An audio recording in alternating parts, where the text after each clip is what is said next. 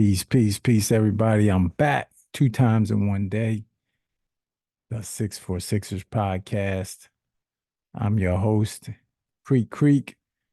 And on the 646ers podcast, we break down the six most important points really for the game or any Sixer related issue. Tonight, we will be breaking down the Atlanta Hawks versus the Philadelphia 76ers playing in Philadelphia. Game just ended a few minutes ago. Please like, subscribe, comment if you dig the content. We also have a Facebook page, The Six for Sixers, only for true 76er fan. We kick everybody else out, unlike the other groups.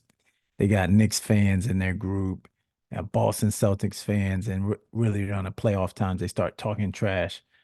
We just boot everybody out. You got to be a Sixer faithful, Sixer for life, just like I am. Tonight, the Sixers took another loss, 121 to 127 to the Atlanta Hawks. This one, though, got more positive points than anything because we didn't expect a whole lot tonight. The Sixers were one shorthanded. Maxey was out, probably with an illness because Maxey was sick last game.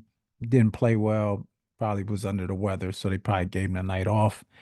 Batum was out. Covington was out. Of course, Embiid is out for extended period of time, and DeAnthony Melton also out. So very short-handed. And then we had two new additions. Payne, Buddy Hield came into town just today. So basketball is also a game of chemistry and knowing where guys are, what their tendencies are, and where they're going to be on the floor. So you're not going to work that out in less than a day. So I didn't expect them to get the win tonight.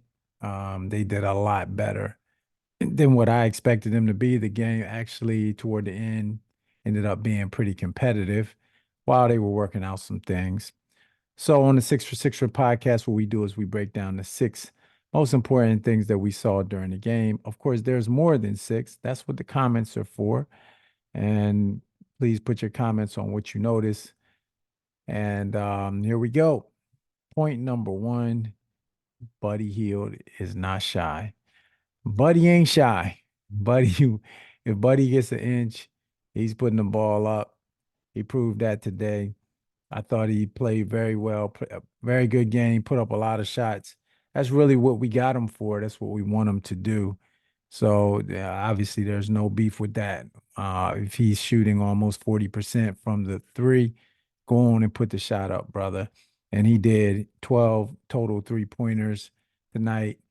He hit four of them, which is approximately 33%, a little below his season average, and his career average is 40%.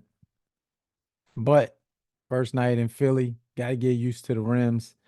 Total of 8 for 21. Buddy Hield was a total 20 points tonight.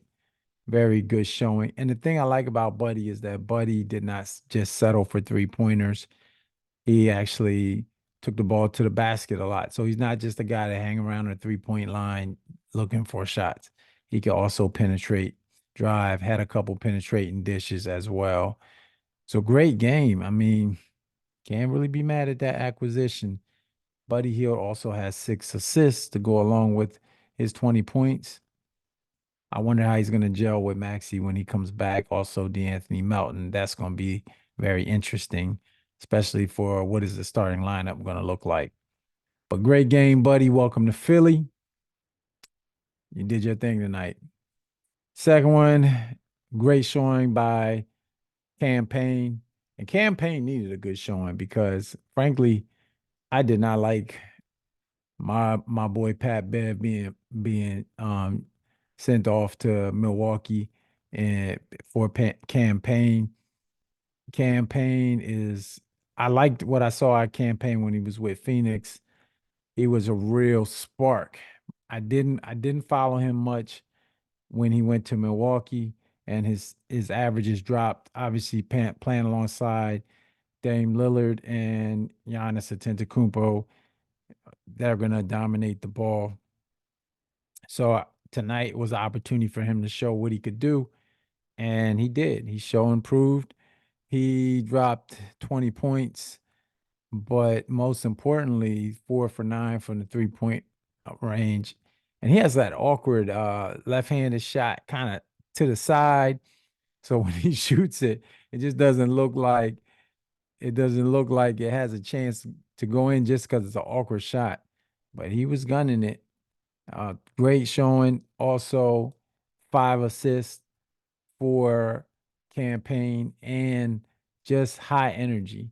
At one point in the fourth quarter, he had gotten real hype and he was just going over. I don't want a timeout to the bench. He was letting the bench know, "Hey, I'm here, and I can shoot, I can play." So great job. Also, welcome to Philly campaign. And although I think we lose a little bit on defense and little intensity with Pat Bev, the campaign's going to work out. We got to give him an honest shot. And the trade is done. It's over with. So it's time to move on. Good job, campaign. Welcome to Philly. Mo Bamba. Mo Bamba, point number 3. Mo Bamba showed some defensive presence tonight. 3 blocks, really was like 4, but I think the last one had actually gotten blocked before he blocked it, but he was the main blocker, if that means anything. Um, and that's something we really haven't seen a lot out of Mo Bamba was protecting the rim. He, other teams have been able to dominate us in the paint. Even their guards have been able to penetrate. Still was not great tonight, well, between Reed and Bamba, but if you can't really complain if he was able to get 3 blocks, alter some shots. One thing I think Bamba needs to improve on is his rebounding. Ended up with only 3 rebounds, and he played 16 minutes. So I think we need a guy like that to be just a window cleaner, grabbing boards. You should be able to get more than 3 in 16 minutes if that's your primary role is rebounding and defending. But I do like the 3 blocks. Good job, Mo Bamba, trying to hold down the paint. Now, point number 4, too much Ice Tray. Ice Tray because he's just cold-blooded. Trae Young is just a great player. Recently named on the injury list, the injury reserve All-Star team, but really, Trae Young is an All-Star, no doubt. It's a lot of politics and a lot of fan popularity. He's in Atlanta, which is not a big market, but Trae Young is just a heck of a player. 37 points tonight, 12 assists, and he's a scoring machine, but also just gets other guys involved. When he's rolling like that, they're going to be hard to stop unless you can shut down the other guys. And because Trae Young was rolling like that, the other guys had great nights as well. Okongwu, 21 points, Bay, 18 points. So he was getting it going, and he penetrates so easily. When the lane collapses, there's always an open shooter, and he was finding them. So can't hate on that. Ice Tray, too much Ice Trae Young. There's not much you can do to shut him down. Only thing you can do is just hope that he is not going to score 37. He scored 37. Point number 5 is the assist discrepancy. Just not just the assist discrepancy, but the Hawks were just better tonight overall. The assist discrepancy was one of them. The Hawks had 30 assists to our 22 assists, 30 to 23. And that's key because they did a better job just moving the ball around and getting everybody involved. We didn't really do a lot of that. A lot of pull-up shots, jumpers that we didn't really look to get the best shot. Paul Reed shot a couple errant 3-pointers, one in the closing minutes that really was not a good shot for us at that point in the game. And really not what we want Paul Reed to be doing when you have Buddy Hield out there, you have Tobias Harris out there, you have Campaign now out there, and you're gonna have Maxey, and you just don't need to fill a different role. We don't need you outside the paint, need you in the paint. grab rebounds, defend, get easy shots, play the post, put backs. That's kind of Paul Reed's role. Also, discrepancy in the 3-point shooting. Atlanta Hawks 44%, Philadelphia 76ers 33%. Field goal shooting 51%, almost 52, 42 for the Sixers, almost 43. So about 10 points, 10 percentage points off there. And so that those discrepancies, shooting percentages, assists, and they just pretty much beat us in every aspect of the game. They ran the score up 22 points at one point, and it's hard to come back from that. 73 points in the first half. That's too many points to score in the first half. And it was too much. The Sixers did make a run at the end, brought it to within 6, but being down 22 and trying to win a ball game is possible, but it's an uphill battle, especially when a lot of your key players are out. And the last point is just, I would say that was a good showing by the Sixers due to the absences, due to the new additions. We really didn't expect them to win this game. And I give it a good score. I give them a good grade tonight. That's my 6 point. Just staying on the positive end. We did looks like we upgraded our backcourt. Maybe took a little bit of hit defensively, but Payne and Hield are two great offensive weapons that we've added to our team. And I think that once they gel with the other guys on the perimeter, I think it's going to be a pretty formidable team in terms of we won't lose a lot on the bench when the bench comes in. We won't lose a lot because Payne probably be coming off the bench, and we won't lose a lot of that offensive firepower like we kind of have done in the past when a Maxi goes to the bench or Embiid goes to the bench.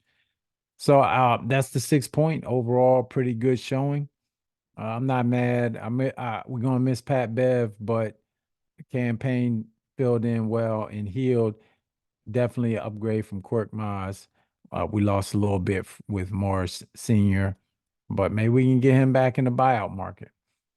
Anyway, this is the Six for Sixers podcast. Again, like, share, subscribe, all of that good stuff. Comment, tell your friends.